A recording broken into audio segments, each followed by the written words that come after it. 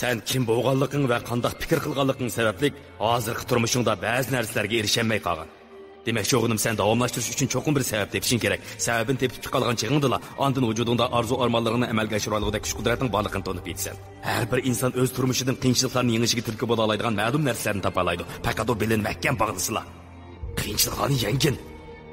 Uning jang e'lon qil. Jabri jafo va kulfatlar hamma odamning beshiga keladi. Faqat qaysar kishilar bulardan omon qola oladi.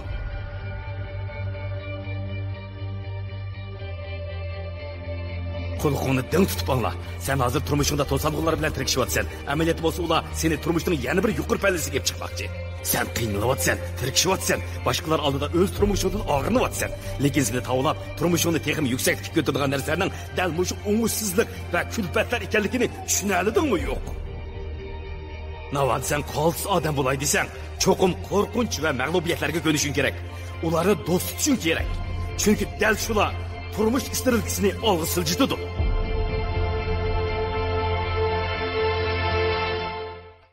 Lekin kishilar muvaffaqiyat qozonganlarning muvaffaqiyat qozonishidagi sabab ularning tirishqonligi ekanligini, ular har kuni to'xtamay tirishqashqilar taxtim farqli bo'la olganligini unutib kelishdi.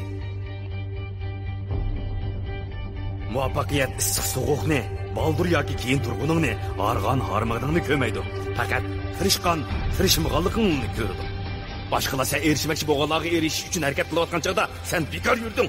Asli hayotdagi har bir fursat sening eng oxirgi fursating edi. Sen faqat eg'izingda qo'lga keltirman desang hisob emas. Videoni ko'rgandan keyin erishmoqchi bo'lganlarimga oson erishman deyish kichik bolalarga yarashadi. Lekin hozir harakat o'tadigan vaqting keldi.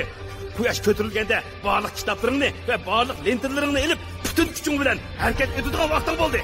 Navada qilayotganini qilmoq oson bo'lsa, hamma odam shuni qilgan bo'ladi. Turmush seni mag'lub bo'lding degan chaqda sen cho'qim qaddingni rustab, o'rnidan dast turib, uning xatolashganligini isbotlab berishing kerak.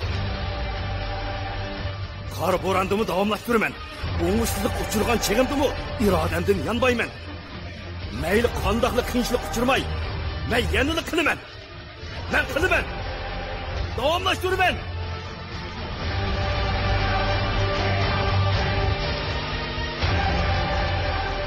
Haqiqiy azimatlarning erishmoqchi o'g'ini medal emas. Ularga haqiqiy kerak bo'lgani kurash qilish. Mana bu ularning hayotining ma'nosi. Ular faqat kurash qilish uchun yashaydi. Kurash ularning borligi.